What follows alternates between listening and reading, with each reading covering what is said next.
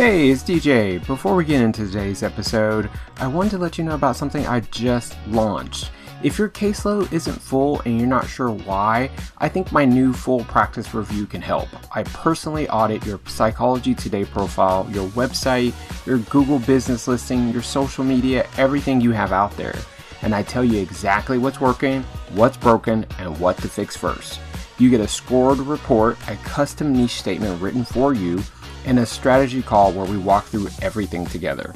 No guessing, no templates, just me looking at your stuff and giving it to you straight.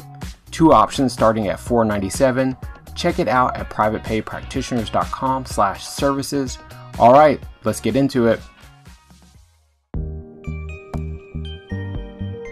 Good evening, good afternoon, wherever you are. It's DJ Burr, and I am back for a Private Pay Practitioners Premium podcast. I'm super excited today. I have 4 fantastic guests on the show today. It's something new. I've never done it. So I'm excited. I hope they're excited. And they're going to all introduce themselves, and we're going to talk about private pay. We're going to talk about private practice. I want to know about where these guys came from, where they're at, what are those successes, and some of those challenges of being in private practice as a private pay practitioner. So for this evening, we're going to go starting from my left. We're going to go with D. Aaron. D. Aaron, please introduce yourself. Yeah, so my name is De'Aaron Washington. I'm an assistant professor of counseling at Belhaven University in Jackson, Mississippi. I'm a licensed professional counselor in Louisiana and Mississippi. And I am a certified emotionally focused couples therapy. It's a mouthful. And really my kind of focus in a lot of like clients, but also research is like cultural humility, marriage, and then like religion and spirituality. So currently I practice in Mississippi in person and Louisiana through telehealth at a small private practice in both of those places. I will say one of the things like I've had kind of successes in is like, hey, I've kind of become clear about my niche, about like who am I, what kind of clients I see, which are like couples.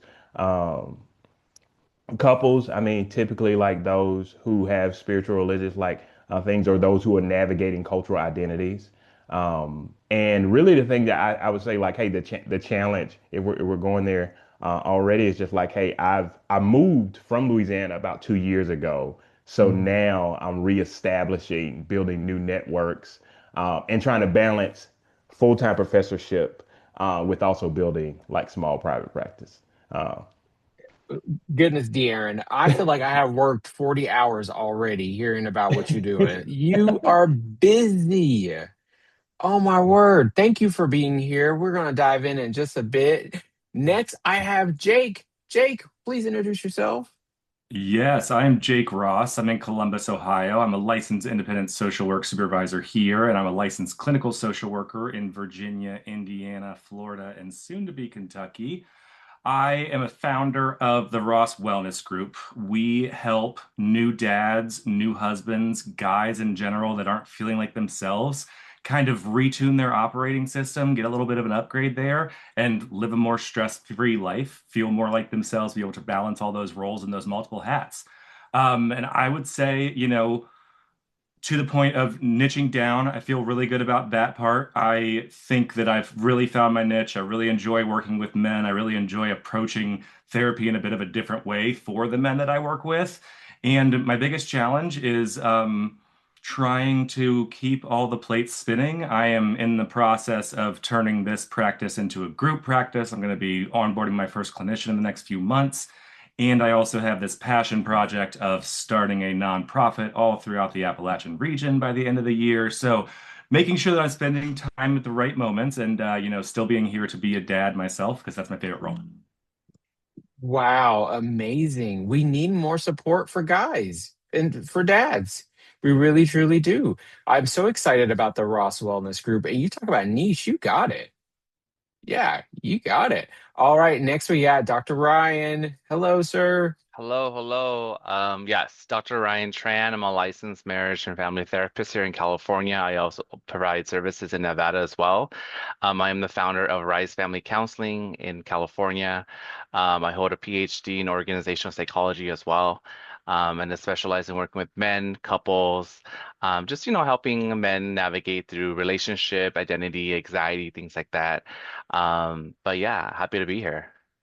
Yay, I'm Yeah. so glad that you are here. Thank you.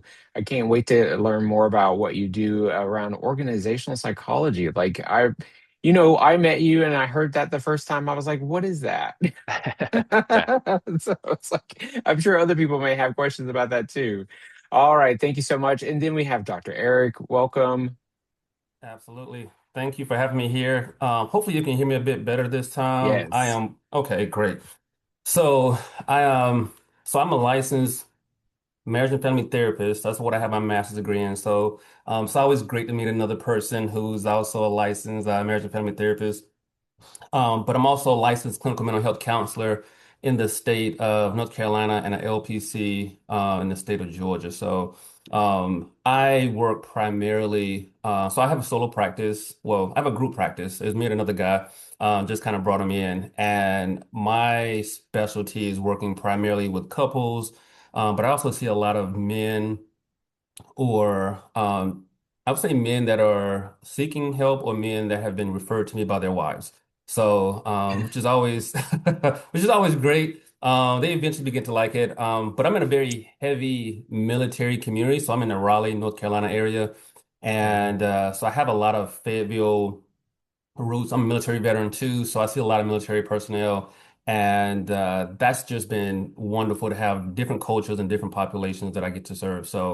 I'm enjoying the idea of, working, with private pay, but I will say the challenge that I guess we'll get into later on is how do you do that in a place where there's a lot of trachea? So. That's a bit about me.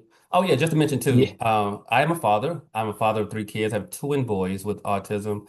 So I identify as an autism dad. I'm also a girl dad. So I have a daughter who cheers, and we just finished a cheer competition for her over the weekend, and a husband of 20 years.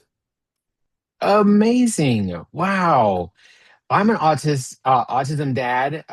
Really kind of embracing that term, autism Yeah. dad, and I have a little kid too, and I'm in Georgia. Oh, When are I you? started, yeah, I'm in Georgia, so yeah, we probably will overlap some Oh, and be absolutely. able to send referrals. So this is Absolutely. awesome. Yes. Yeah, you guys are rocking it. So you're all providing services for men and families. And I think that it's so necessary to be talking about men's mental health. We don't talk enough about it. So, can you give me an idea of when you realized that this was the way that you wanted to go? Like you wanted to help men, you wanted to help family in your private practice. What sparked the idea for you guys? Anyone? I can go. I can kind of start. For Yeah, me, sure. yeah, for me, it kind of started when I was getting my master's and I was thinking through really how systems change. And I was thinking, hey, I can work with a person individually. I mean, we can do some work, but at the end of the day, I do want the individual to have a healthy support system to go back to. And as I was thinking through just marriage and family, like, man, if I can work with a couple, work with a family, change the system in that way, then like, man, I get to create that support right in the room. And Ooh, so I think that was one of the things that kind of drew me to it, of like just in my master's of working through that. And then even thinking through like working with men and just knowing like, hey, there's a heavy load and cultural expectations and internalized things that people carry that I love to be that space to be like, hey, you ain't got to carry the armor in here. You can come and just let it down here. yeah. So those are kind of the things that kind of drew me in and thinking about, hey, what kind of work or what kind of impact I want to have. De'Aaron, I like that. I really truly do. Creating that space in the room is so necessary. That safety is like I call it like a safety net, right? Yeah, I can go in there and fall apart and be held and know that it's okay and I don't have to be shamed about it. yeah, So yeah, I really appreciate that. Who else has a an idea of Sure. when that spark hit? I'll jump in on this too. So I really like Yeah. what Darren was saying too. And, I think one of the things, so I grew up in a small town. Since you mentioned being from Georgia, I'm from Albany, Georgia, and there's not Okay. a whole lot happening in Albany. And once you're there, you kind of in Albany, if anybody who's been there before, you just kind of know it's a small town, but there's a military base, it's a college, and everything like that too. But it's also a lot of crime. And I realized at that point that I had a lot of friends that either I played sports with or we were involved in like other little activities. And so I started realizing a lot of us didn't necessarily have people that we could look up to. I saw a lot of my friends end up getting killed or going to jail and going to prison. So I saw a lot of that, and they were males. It wasn't until my senior year that I even knew what a counselor was, though. And so my senior year, I was like, oh, wait a minute, people get paid just to talk. And so I was like, I'm gonna do that. And that's when I kind of put it together, like, okay, I can do that, but then also try to do it for people who didn't necessarily have anything. And so it was a lot of guys that I grew up around. And so it just kind of carried on into being in the military. I saw a lot of the same people that were like the people I grew up with in my small town. They're in the military now and realizing that they don't necessarily want to go to counseling there either. So they needed somebody to talk to. So it just kind of kept going and it just kind of grew into this thing now where I do try to specialize and work primarily with male adolescents, college age students, military and beyond. So That's great. I mean, when I was in school, I think I got sent to a counselor. I don't think that word was used. Counselor is like, oh, you hear somebody to talk to kind of deal. And like we would like, I think he like took me to lunch, which is so weird. But now that I think about it now, it's like I went to lunch with this guy, who I think was a counselor. I don't know what they were doing back then, but I don't know about doing that now. Uh, but I hear you about the small town.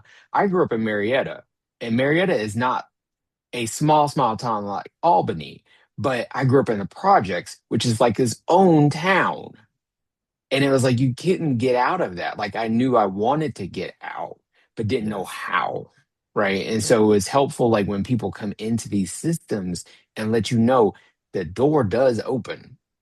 right, You right, can get out. right. Yes. Thank you. Jake, how about you? Yeah, it's funny because I didn't realize it until lately, but I think I found it out when I was about 18. I grew up here in Central Ohio in Westerville, which is a pretty affluent suburb. I had a pretty great childhood, all things considered. And at 18, I had this chance to go work in a residential treatment facility in Camden, New Jersey. If you've ever been to or heard of Camden, New Jersey, it's much different than Westerville, Ohio.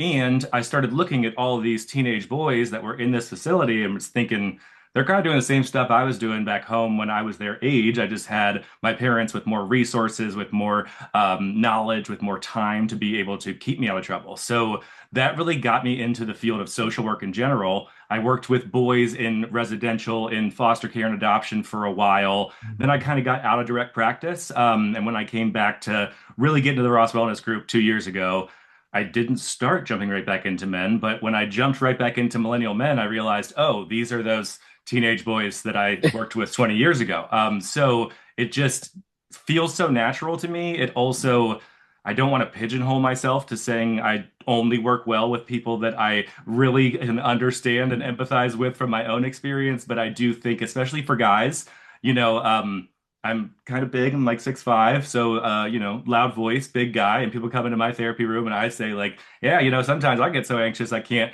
get out of bed in the morning. I can't get in the car to come to work, and I think that really kind of lessens the load for guys that don't know how to come in and talk about these things. Absolutely. You got to normalize it. We just got to normalize the struggle. Like, and I know people have like their thoughts and feelings and opinions about self-disclosure, but a lot of my clients have come to me because I have been open about my own recovery journey, Yeah, you know, and I didn't set out to only work with men, but 98% of my caseload is men. It's not that women don't deal with sex addiction, but mostly it's men going into treatment for it, yeah. and so to be able to connect on that level, to have that empathy as soon as you walk in the door is pretty amazing. Thanks for sharing that. Dr. Ryan, how about you? Do you know? Yeah, I do. I definitely have to agree with Jake. I think, or we're just all the other gentlemen on here. I think, something in our history, our upbringing, our own personal experience in school or whatnot. But I think mine came from working in community mental health. Us men were always put on like, oh, hey, there's a boy, there's a teenager, like, oh, he doesn't have a father. Here, let's put a male therapist there. It's like all of a sudden we're kind of sent by default. I'm not here to be anybody's dad. And I think just the whole discussion of male mentorship and things like that, it was just so important in their lives. But I think it really struck me when I was doing my dissertation, doing my research on men and, toxic masculinity and how that looks. And, a lot of times we get a really bad rep. So when I went into the field of organizational psychology, um, there was a really big connection there, men in career, right? It's all about self-worth. It's all about financial status. What does that mean? Like value, failure at work, personal failure and things like that. So there's a lot of overlapping I see in organizational psychology and men. And then as I was working with couples, I was experiencing more of these female partners coming in and saying like, hey, my male partner doesn't want to talk or doesn't want to express himself. And it really struck a curiosity with me. And so as I was doing more research and more work on men, I'm realizing, hey, what happened here? This is definitely a field, this is definitely a niche that not very many people look into. And there's not a lot of male therapists out there. And so it was nice to No. see a male therapist to be able to, like you said, be able to have somebody that you can walk in and feel comfortable with already, and not a female, or especially when they go to couples therapy, it's like, oh, the partners find this therapist, and now it's like, oh man, are they gonna gang up on me? So Oh, yeah, I've heard that so much. yeah, Yeah, so like men need to know that it's okay. They need to know it's okay that there are people who are available, and I think there are more men coming into the field. I'm seeing a lot more of the younger therapists coming in are male identified therapists, which is really cool. So I feel like that maybe the marketing is working somewhere. I don't know who's in charge of the marketing, Well, but it might be working. I'll add this real quick. I was listening to a podcast recently, and they were talking about which jobs are going to be in danger and which ones are safe in the future with AI coming. And they said healthcare is going to be safe. So it's almost like if you want to have some longevity in the game now, go into healthcare, i.e., counseling, if you're male. So that way you can actually. So I think that may be part of it too. I can't say that for sure, but I will say that that's the thing that is kind of going around right now. Like if you want to go into the field. I think that's it. And then there's also a lot more support too. So I think the more of us like having these conversations creates opportunities for them to see people that look like them Yes. doing it. And then we Yeah. start having conversations like this about private pay and everything. I'm like, then they realize that this is not just some low paying field to be in. Like I think a lot of them have been taught. They get to see that there's a bit more to what we do. Well, I think that's a great point. Talking about like the structure of it, the business of it piece, right? Like who had a class on running a business? I think that's a gap in the curriculum, of course, right? It's like we need to be taught like when you walk off this stage, you have options. And I knew that I didn't necessarily want to have a boss, right? But I realized that I had to have one to get in the door, right? I had to get into community mental health to get those hours, to get the license and all that kind of stuff.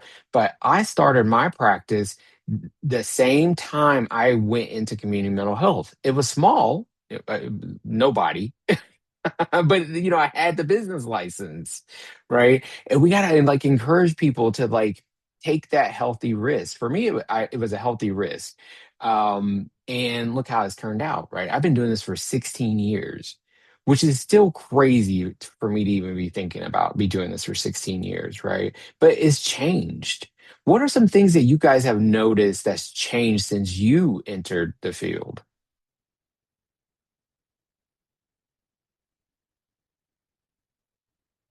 We know Originally about going to come AI. back, and I was Oh, going to go ahead, throw Jake. I was going to throw back the AI thing. I mean, I'm more interested in the I have found myself getting in a lot of heated debate around I am very adamant that AI has no place in my therapy room and that I never want to record anyone's therapy session. I also think that AI can help with some mental health access and with some between session tasks, some help me Yeah. build my practice. And I found that's like an interesting space to sit that I'm not completely don't bring it in at all, but I'm also very adamant it doesn't come in here where guys are sharing with me their stuff that they don't want a robot to be listening to. Yeah, I hear that. I asked my doctor today, I was like, where's your AI? He's like, I've used it in the room with you before. He's like, because I don't really like it. I was like, oh, I thought you were trialing it. So apparently that's out already. He says, I type faster than the AI. No, go ahead. Right. Anyone else? I will say this, and I don't know if you, so this question go a lot of different ways. I was thinking about just even the population that we're seeing too, because I think many of us in here starting community mental health, I've learned for me, because I teach at the university too. I teach at a university and I teach field experience classes. And so I try to connect the business to the academic as well as the actual practical stuff we do. So what I've seen is a lot of students coming in wanting to help people but not really having the business. And now I'm seeing some universities are actually incorporating business type conversations in there Oh, too. Now they're elective courses, not required, and not everybody will take it, but there are some that are trying to add that. So I've seen that slowly begin to roll out. Not all universities. It's usually the bigger ones that have a lot of money behind them. But I've seen that in some spaces.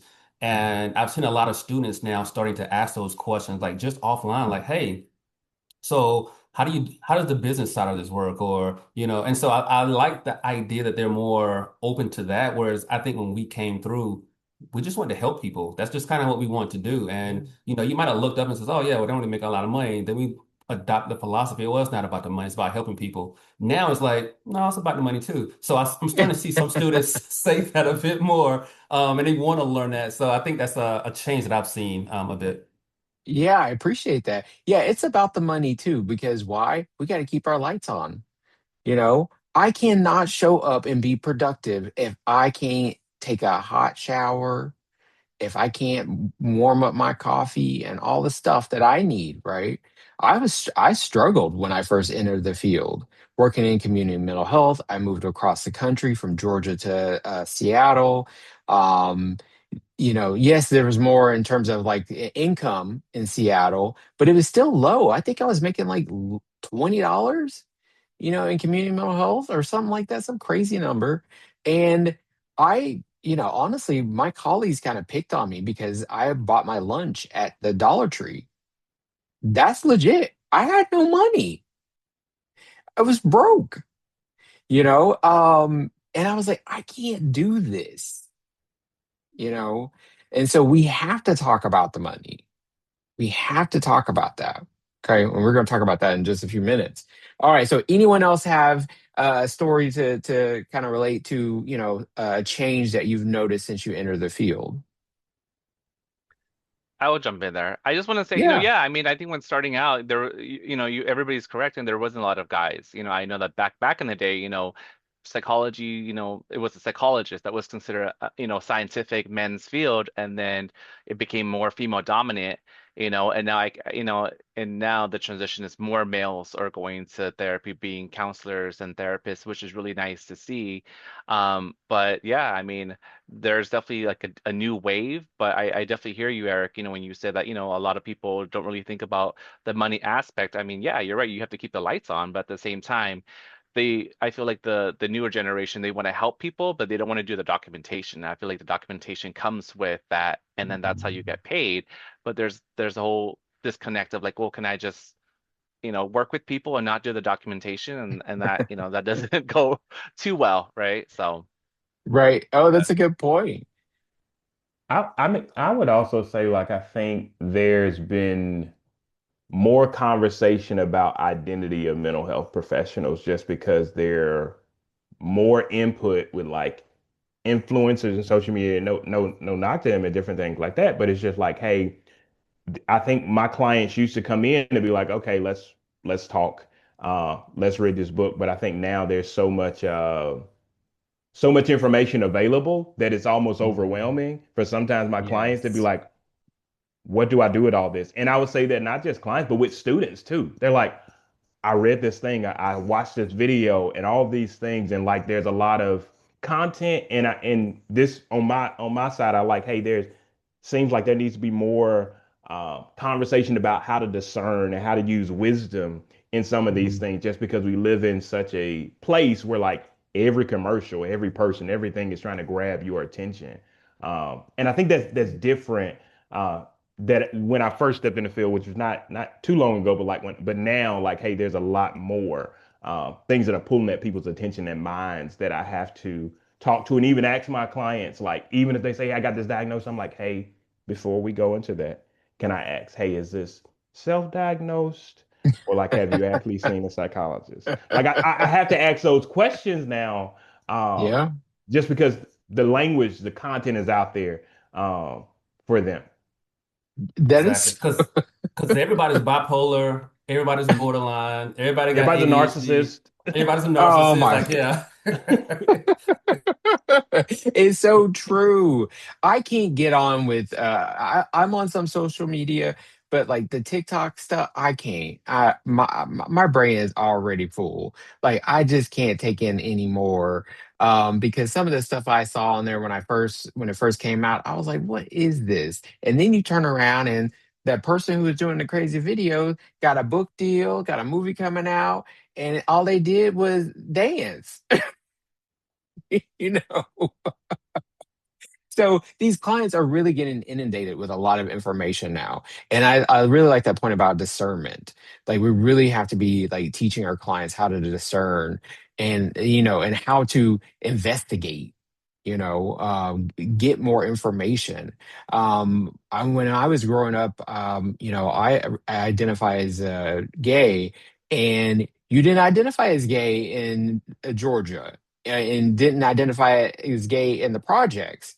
But what I did after school was I would go to the library, the community mental health, not mental health, the community library, and I had encyclopedias. I was trying to figure out what's going on for me. Like I had nobody to talk to. And I tell that story and it feels like really sad inside, but it's like, no, but that was like a gift. Like I needed to get the information. And I think sometimes now people they want a quick fix, they want a diagnosis to get a pill, right? They want to order something offline so they can get housing. They want like quick stuff. And I was just like, no, sometimes we have to like sit with the things, feel the things, investigate the things, talk about the things. And that's why I'm glad I have this job. So I can sit here and be one of those people that can listen and hold space, right? Yeah. Does that make sense? Oh, it makes a lot of sense. Oh And I'm yeah, glad you yes. shared that piece too. It was very spot on because I think just to kind of tie into what De'Aaron was saying too, there's so much information out here that any label that someone hears about, it's easy to consider it a bad label. And sometimes it's not about a label being bad at all.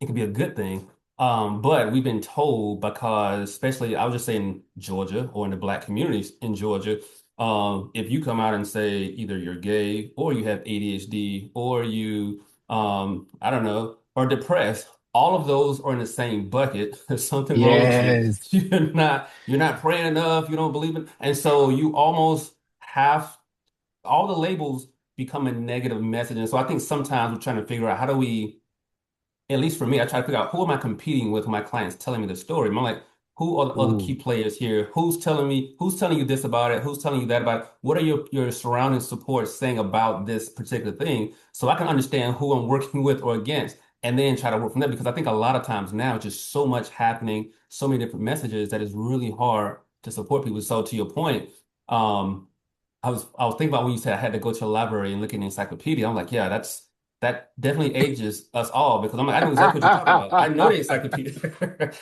because you didn't have one at home. I mean, that's what the rich people No, had. You had to go to the exactly. library to get it. But to your point, I think that's the thing that's changing now too, just in that light of how people identify it, that is becoming a bit easier. Not saying easy yet, but it's easier for some people to come to counseling based on the labels that they've been given. or they have a taken on for Yeah. themselves, the name that they've taken on and say, okay, this is what's going on with me. So I think that's been a little bit easier because, like you said, back then you couldn't or wouldn't say that out loud. No, absolutely not. You got kicked out like I did. So, you know, and so I'm grateful that we have these positions where we can be a sounding board, a safe place for men and for all our clients, right? But creating these spaces. But in order to like create the space, we got to be able to get into the space and afford the space, right? So we got to know about a little bit more about business. So where did you get your business knowledge from? Anybody? You want to go first, Jake? I'll say you come off the mute first. Sure, I'm happy to. My dad was a salesman and an entrepreneur, so I definitely learned a lot from him. Oh. But I would say, it's always, I mean, I don't know that I've figured out business yet. I figured out enough to pay bills and to figure that part out, but I'm just always interested in finding a better way to do things all around to make it easier on me and to make it easier on the folks that I'm serving at the end of the day. And I love systems and I love spreadsheets. So I've always done a lot of that stuff, and that helps me. I track a lot of data that informs my business on every level. Oh my goodness. I'm trying to love it, Jake. I'm trying. It's I'm hard. trying to love the spreadsheet. I like it when it has color and stuff. That works better for me. Yeah, there you go. All right, anybody else? I'll say my lesson came from working, somebody mentioned this before, but when I worked in community mental health, this is after I had come out of the military, I'm unlicensed, so I'm working in community mental health settings. And what I began to realize was the people that owned the places had zero clinical experience, zero clinical knowledge, yet they're telling me to do stuff that I'm like, that is not right. That is Oh, unethical. That cannot be done. And so I worked in, and I was like, I think everybody here works the same way. Some of the places got shut down. Some people went to prison.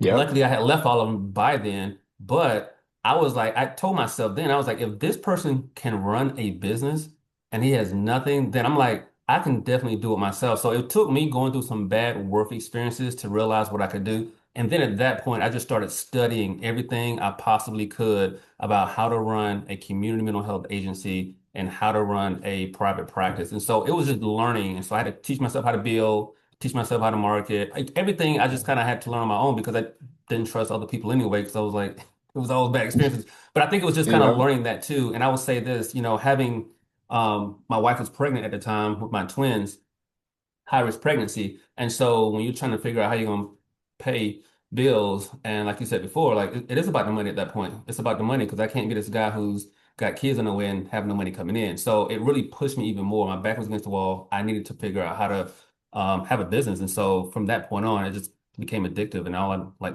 learning about now is how to do business differently and better. Yeah, yeah. I mean, still, like business can be going smooth, right? And you're like, how do I do it better, right? How do I do it differently? But that part you said about like having your back against the wall, I want to have less of that for people coming in. Less of that. I don't want people to have their backs up against the wall and be like, I gotta figure this shit out right now. No, I want them to be able to come in having some more knowledge. That's what I would like. That's part of my mission. And so, does anyone else have an idea, something to add to this part of the conversation? Yeah, I would say for me, it actually started with a comment from a professor where, Oh, I was really, as I was getting my PhD, I was going into a private practice. I was provisionally licensed, so I was low down on the totem pole. And my professor said, "Hey, you need to charge what you worth." And that changed for me to be like, "Oh, I know what others are charging, but I don't have to do that. Like I'm not just a run of the mill. At this time, I'm like, hey, I'm getting my PhD. Like there's an extra level of training. And I think from there, I thought about, all right, what am I worth? What's worth my time? And then there was also this place of like, I was working under people who were in private practice and I just started asking questions. I'm like, how do you do this? Like, what does this do? And I would say, DJ, I wouldn't say I have it figured out. I mean, I think I'm still figuring it out. Even moving to a new state, yeah. there's still new things to kind of figure out. But I think it was me just really asking questions from people who thought about this. And some people who've had some bad experiences. I'm like, all right, from that bad experience, like, what did you learn? what should I be doing? And trying to like utilize like those things. But also I would say the same thing, Eric, to be like, man, I got kids. I got a wife. Yeah. So I was like, hey, I gotta figure it out. Like this is they're dependent on this. I'm like, hey, I just gotta figure some things out with that. So Mhm. I think like that kind of helped me asking questions, like having that comment from that professor, and then just yeah, saying, hey, I gotta figure this out now. Yeah, we never know like what thing we say to someone is going to change the course of their like whole trajectory. We never know. I've had people come back to me years later and say, "Hey, you said this one thing," and I was like, "Oh shoot, I think I said that the other day." I was like, "What did I say?" And they told me, and they were like, "Yeah, that one thing just like, got me thinking this whole other way." I was like, "Wow, it's amazing." It is part of the I think the gift of being a therapist. Like we never know what that thing is going to be. Dr. Ryan, how about you? What did you hear? Yeah, I would have to definitely agree with Eric. I think just working at a lot of, community mental health, and it's like, wow, like you think that these large organizations have it all together, and they really don't. And you see a lot of pockets of like, oh, I could do it better, or like, whoa, like the mixed messages. But I think for me, it's overcoming my fear of like things have to be perfect, or like when is it the right time? I don't think at any point is ever a right time.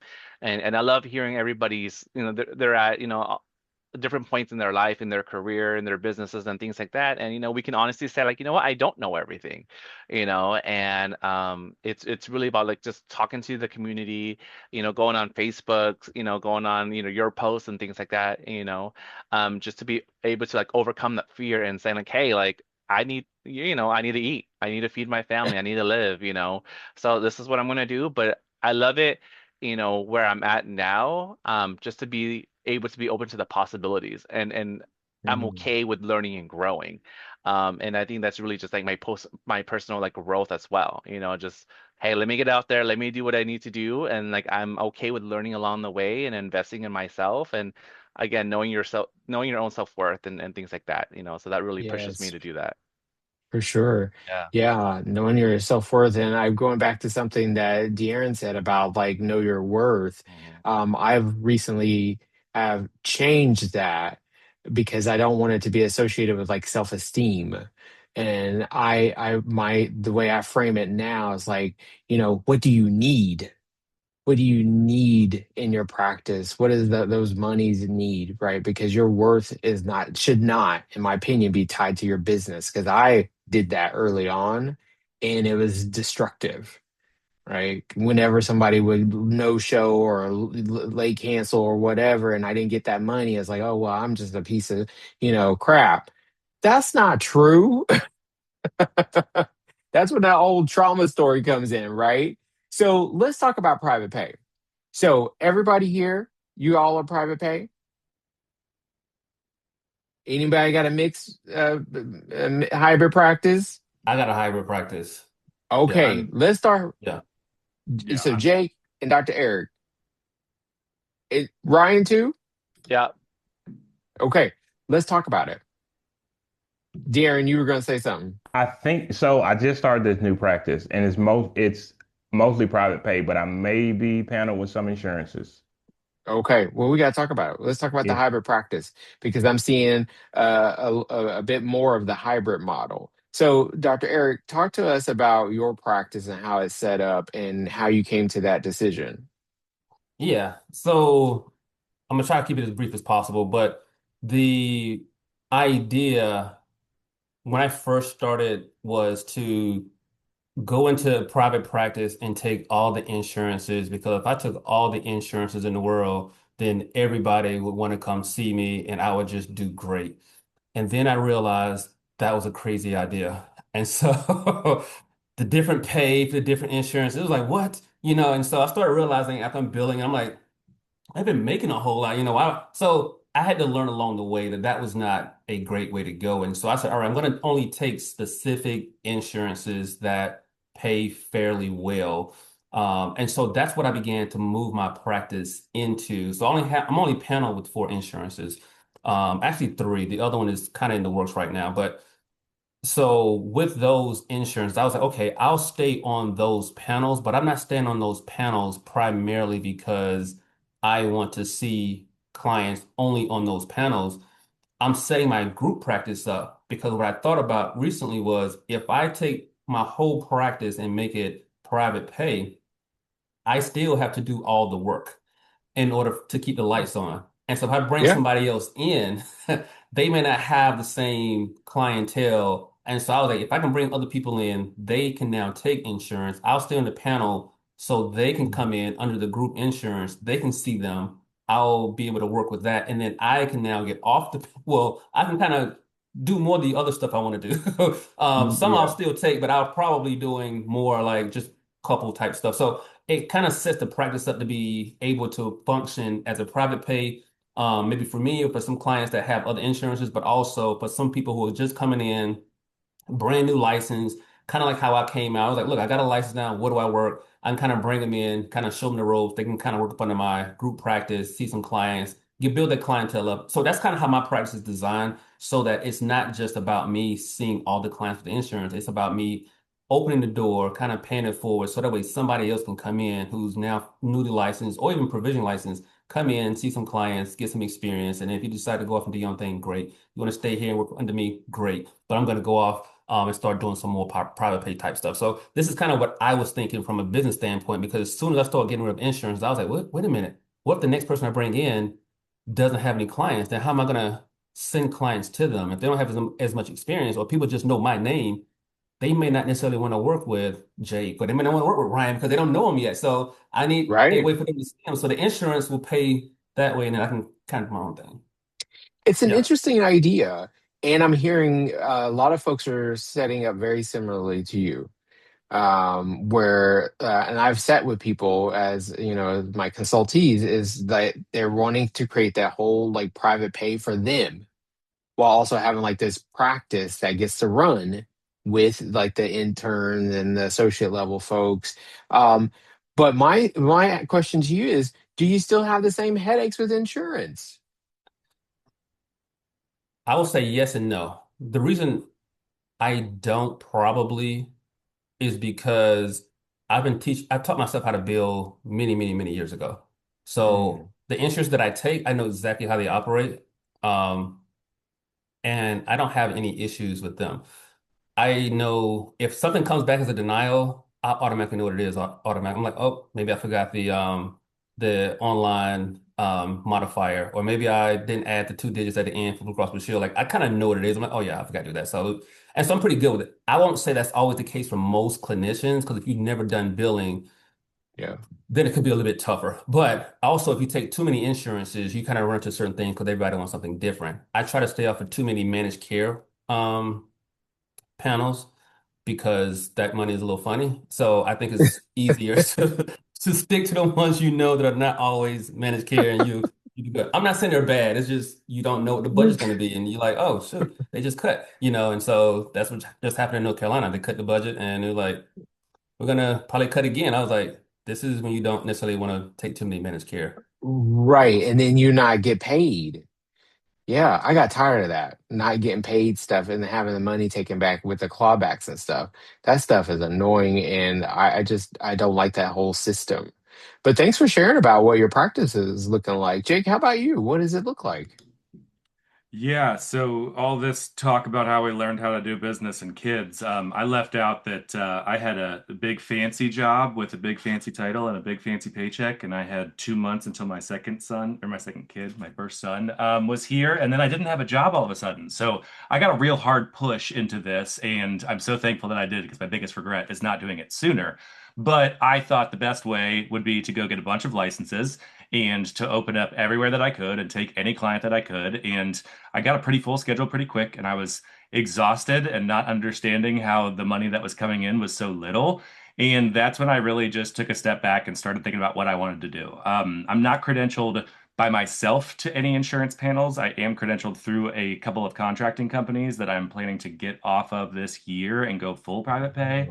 But Yeah. also, part of what I'm doing with my group is I want to try to have a group private pay practice. But to Eric's point of like, come see Jake, except you're not going to see Jake. You're going to see this other person. I'm trying to design what I call the internal operating system for men, and that's how we're going to all operate in the clinical setting to some extent. Everyone can bring in their own type of work, but whittle in some of the iOS stuff. And I'm hoping that that's going to really allow me to charge a premium while also having some lower rates for some newer clinicians. And then, of course, this is why I have this nonprofit going because I'm a social worker and it's my bleeding heart that wants to be able to work with everyone. So ideally, part of the nonprofit would be a lot of free iOS therapy for young boys and men in rural Appalachia.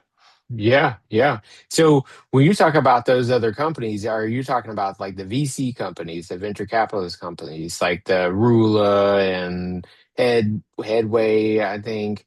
Yes. And Yeah, I okay. worked for one of them early in my career, one that's no longer around. So I think that's Oh, also part of where I got my business chops somebody else mentioned, community mental health and seeing these people that had no idea how we did the work. Very similar was my experience of walking into a place that had a ton of money and an amazing opportunity to really do something big with mental health, an entirely spread across the country telehealth network before COVID hit, but everybody was worried about how can we make the most money or how can we get the yeah. most out of our clinicians or whatever else. And it floundered real quick. So, I just don't believe that there's really a model there that works long term, that gets the outcomes that we want for both clinicians and clients. And, I know private pay is hard, but I view this as an investment in your mental health and in your mental wellness. Yeah. And I'd rather pay bigger bucks to make sure that I'm getting the place that I want to get than to pay a copay for 2 years and feel like I've just been spinning my wheels. Yeah, I hear you. If it makes sense for you and you can navigate that, sure, why not? That's the beauty of having your own business. You get to do what you want to do, Yeah. right? Dr. Ryan, tell us about what your setup looks like. Yeah, I definitely have to agree with, Eric and Jake for sure. Since the last time we met, now I have two associates on my clinic, and so I'm Wow. also, getting credentialed just for them and things like that. But yeah, just, working smarter, not harder in that sense. But I definitely want the clinic to be a place where associates can come in and get their hours and things like that. That's actually positive. That's actually like helpful. It's part of that organization psychology piece there, to be able to kind of guide them because, working at community mental health, it was really like working to your bones and not really getting paid. And, it's just with the cost of living and just everything, we have to be realistic, you don't want that burnout. You don't want that, it's like, hey, you got into the field to help people, but you got to help yourself too, though. You got to put on that mask on yourself first before you want to help everybody else. So, yeah, That's very similar true. to the model. Okay. All right. Interesting. Very good. De'Aaron, how about you? What's your practice look like? Yeah, so I mean, mine may be a little unique in the sense of like I just joined this kind of group practice, so I'm not the owner of the practice because my main thing is kind of professorship and counseling. I mean, it's on kind of the side for me. Okay. And so like I do a lot of couples work, so I usually like say, hey, that's private pay, just for me, and just thinking about the insurance model being medically necessary for like couples therapy. So I try to I do that private pay, and really the group owner, I mean the practice owner, just asks, hey, would you be interested to get a panel with insurance? I'm like. Sure. I mean, and there's a sense of like that. My hope and my goal is like, hey, to really do all couples work. I'll see like maybe some individuals, but my really hope is like to do all couples work like in that. And so like I'll just be private pay for them because that's just what it is. Um, Yeah. so I mean, I wish I can tell you there was more. Yeah, I have hesitations about like insurance and different things like that, but I would say just the way I think through things, I'm like, hey, I'm probably gonna be mostly private pay when if I'm doing more couples work. Um, Hmm. but yeah, Yeah. that's my short answer, short like how it's set Okay. up right now. Yeah, I appreciate that. And there are some practices that are kind of the same way as like we're doing couples work over here and we're doing another kind of work over here. So that makes sense to me. So my question to all of you is like,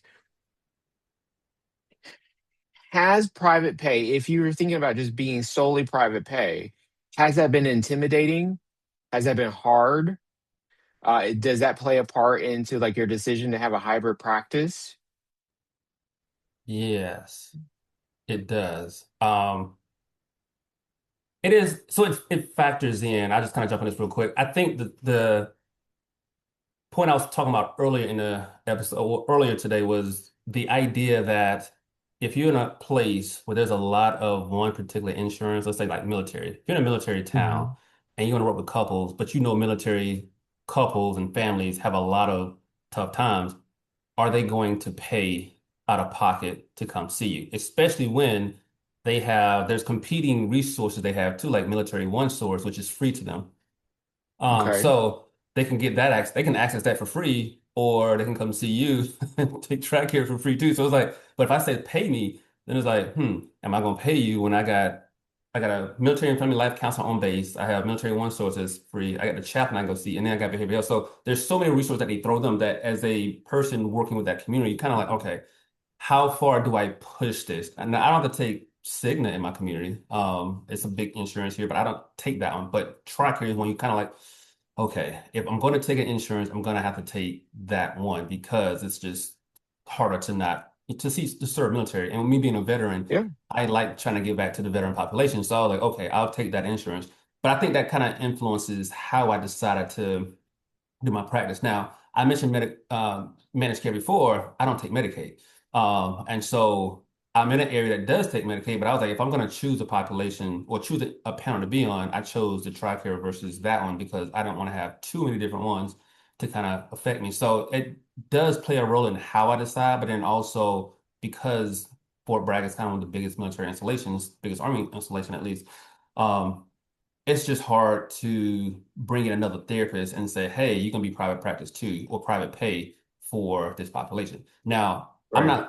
I think another episode we might end up getting into down the road, I think is like, how do you even work with couples and keep it billable and versus versus doing private pay, which I'm like, that's a huge conversation. But I Yeah. like the idea of that because I think this is kind of where I try to go more toward. I work with couples too, and I like the idea of having more couples than working with individuals. But I do realize that sometimes that's how I get guys in the room because they'll start out together, then I can kind of get them by themselves. Yeah. Yeah. So what I'm hearing is like sometimes it boils down to your environment, Yeah, and your ideal client yeah. and where they are and what resources do they have or don't have. Okay. I hear that. Yeah. That makes sense. You're paying attention. Okay. All right. Anyone else? Yeah, I think for me, what I have found over time is if I pitch it the right way, if I talk about it the right way, if I show what is really going into the work, that it starts to pan out a little bit. I'm not all the way off of insurance because it freaks me out, but the more that I go week by week, I see, okay, I'm spending 4 hours seeing these insurance clients and making X amount of dollars, and I could be networking, I could be marketing, I could be putting together some events that might bring my ideal client out. And, it's like the opportunity cost that it's easy to see. I got money hitting the account, but really, Right. is it the money that I want and is it the work that I'm doing or that I want to be Yeah. doing? Yeah. Yeah. That makes I've sense. also been Those fighting with an insurance company today, so maybe I'm a little extra punchy, but you know how it goes. I do. I do. I mean, the insurance, maybe 6 months ago, I got my last insurance check. I haven't taken insurance in 9 years. So, that's a legit story. I think it's a So, beautiful thing.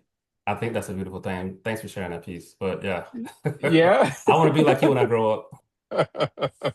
Yeah, I haven't taken insurance in 9 years. And I get it. There's sometimes it's like, what's going on? Where the clients at? Or everybody graduates at the same time, and you feel it, right? I feel it less now because I have so many different things that I'm doing to generate income, which is like you have to diversify when you're in business.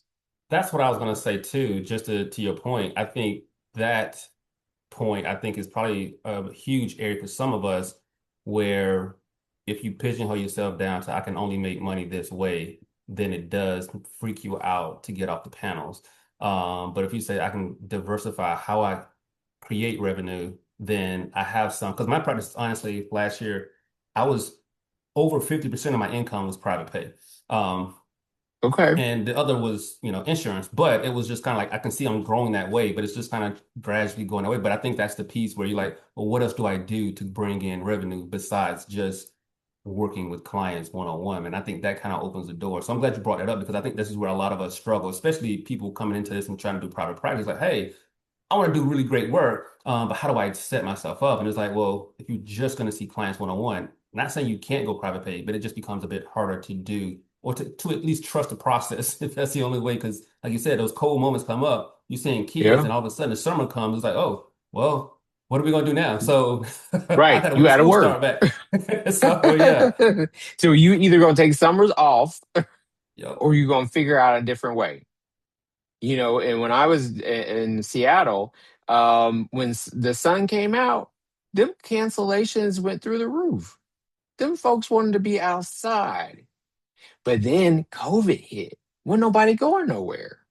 So for like 3 years in a row, summer was overwhelming.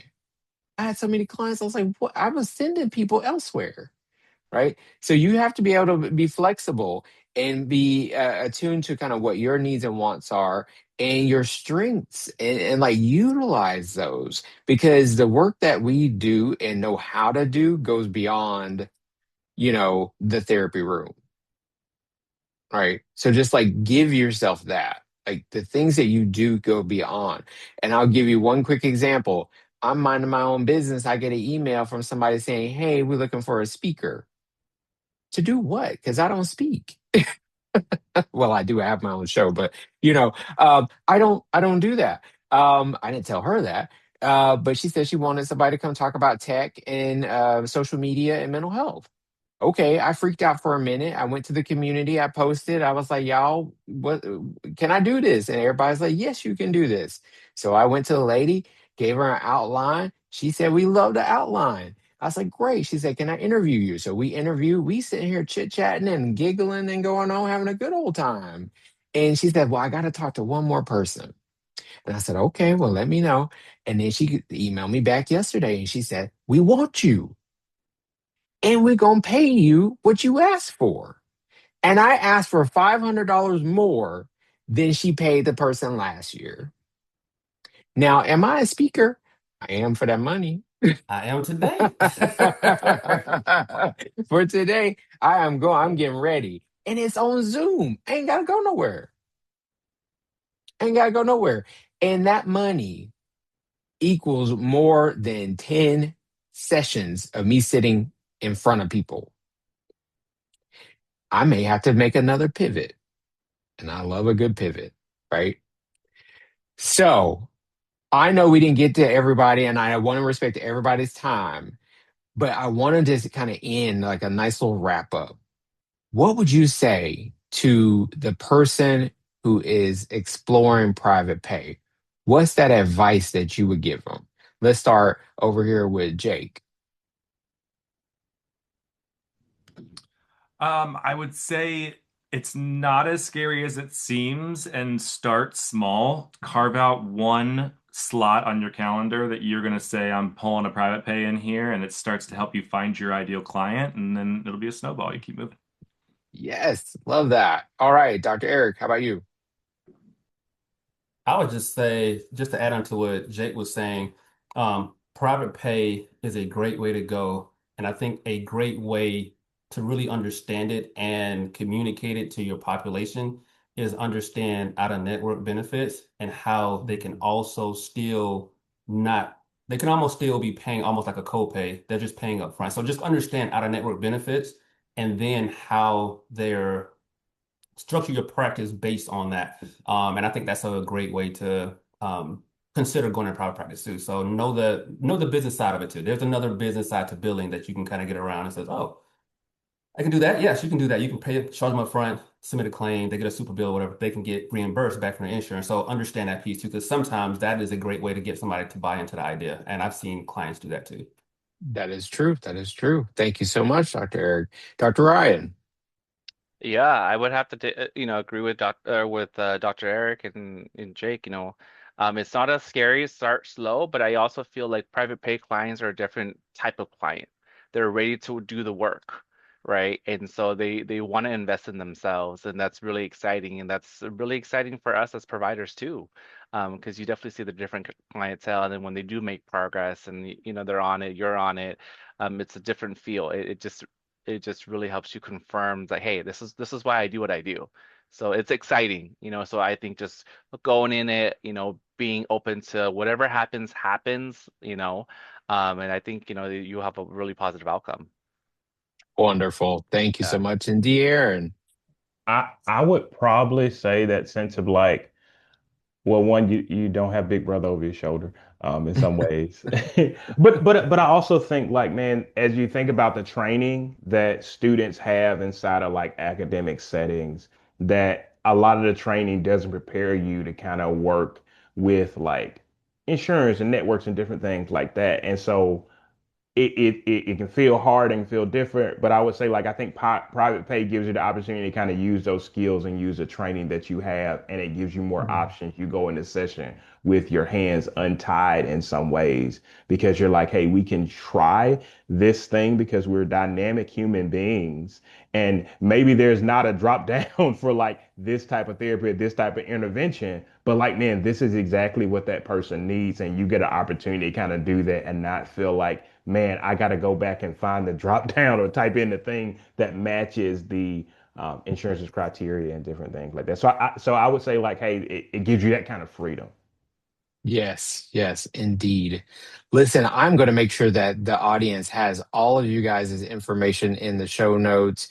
Y'all have been fantastic for my very first like four, five of us panel, and I think we did great. So please come back anytime to the show if you got something you want to promote, you want to come just chit chat, you want to get deep dive into private pay stuff, like call me up. I'm ready for it anytime. Okay, guys. Thank you so much for being here. I have been DJ Burr. This has been the Private Pay Practitioners Premium Podcast. And I encourage you to come back next week to see another awesome episode. All right, guys. Thank you.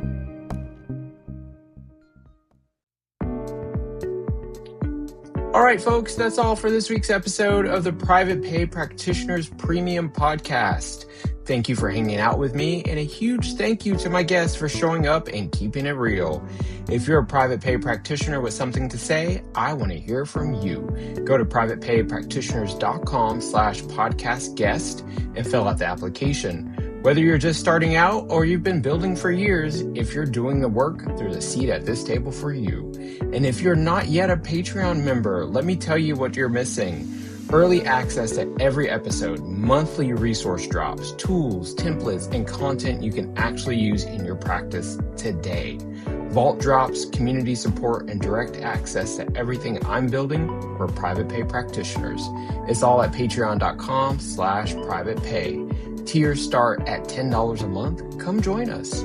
For everything else, courses, consulting, the playbook, the workbook, and more, go to privatepaypractitioners.com.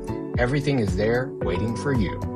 Till next time, I'm DJ Burr, and I will see you next week.